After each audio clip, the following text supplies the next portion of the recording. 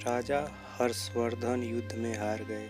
हतकड़ियों जीते हुए पड़ोसी राजा के सम्मुख पेश किए गए। पड़ोसी देश का राजा अपनी जीत से प्रसन्न था और उसने हर्षवर्धन के सम्मुख एक प्रस्ताव रखा। यदि तुम एक प्रश्न का जवाब हमें लाकर दे दोगे तो हम तुम्हारा राज्य लौटा देंगे, अन्यथा उम्र कैद के लिए तैयार हैं।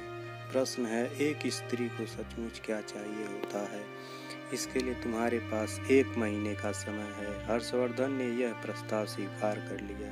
वे जगह जगह जाकर विदुषियों, विद्वानों और तमाम घरेलू स्त्रियों से लेकर नृत्यांगनाओं, वेश्याओं, दासियों, रानियों, साधियों से सबसे मिले और जानना चाहा कि एक स्त्री को सचमुच क्या चाहिए होता है। किसी ने सोना, किसी ने चांदी, किसी ने हीरे जवाहरात, किसी ने प्रेम प्यार, किसी ने बेटा, पति, पिता और परिवार, तो किसी ने राजपाट और सन्यास की बातें की।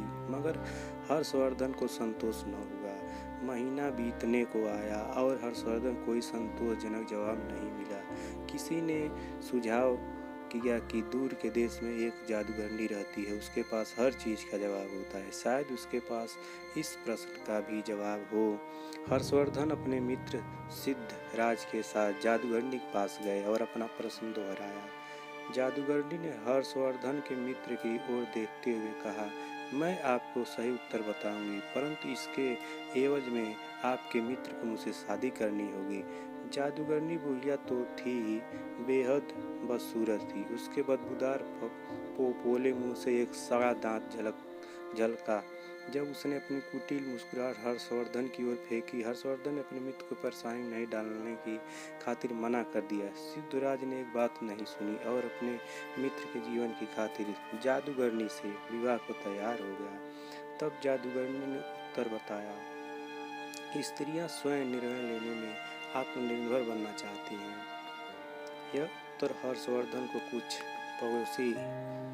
पड़ोसी राज्य के राजा ने भी इसे स्वीकार कर लिया और उसने हर्षवर्धन को उसका राज्य लौटा दिया। इधर जादूगरनी से सिद्धराज का विवाह हो गया। जादूगरनी ने मध्यरात्रि को अपने पति से कहा, चूंकि तुम्हारा हृदय पवित्र है और अपने मित्र के लिए तुमने कुर्बानी दी है, अतः मैं 24 घंटे में 12 घंटे तो रूपसी के रूप में रहूंगी और बाकी के 12 घंटे अपने सही रूप में बताओ तुम्हें क्या पसंद है।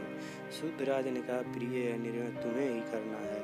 मैं तुम्हें पत्नी के रूप में स्वीकार किया है और तुम्हारा हर रूप मुझे पसंद है। जादूगरनी यह सुनते ही रूपसी बन गई। उसने कहा, चूंकि तुमने निर्णय मुझ पर छोड़ दिया है तो मैं अब हमेशा इसी रूप में रहूँगी। दरअसल मेरा असली रूप यही है। बदसूरत बुढ़िया का रूप तो मैंने अपने आसपास से दुनिया के कुटिल लोगों को दूर करने के लिए धरा हुआ था। अर्थात सामाजिक व्यवस्था ने औरत को परतंत्र बना दिया है, पर मानसिक रूप से कोई भी महिला परतंत्र नहीं है। इसलिए जो लोग पत्नी को घर की मालकिन बना देते हैं वे अक्सर सुखी देखे जाते हैं। आप उसे मालकिन भले ही न बनाएं, पर उसकी जिंदगी के एक हिस्से को मुक्त कर दें। उसे उस हिस्से से जुड़े निर्णय स्वयं